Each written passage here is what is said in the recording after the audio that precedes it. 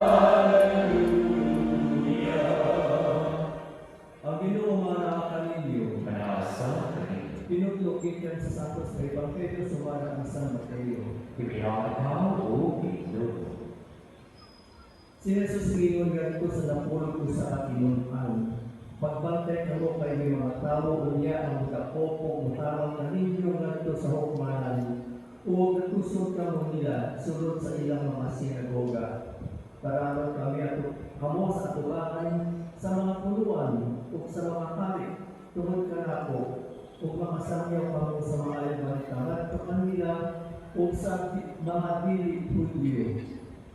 Kung tarawan kamo sa mga hukmanan ayaw kamo kabalaka kung sa inyong isulti o kung sa ninyo pag-isulti kaya hindi kabot na sa panahon natagan kamo sa inyong isulti.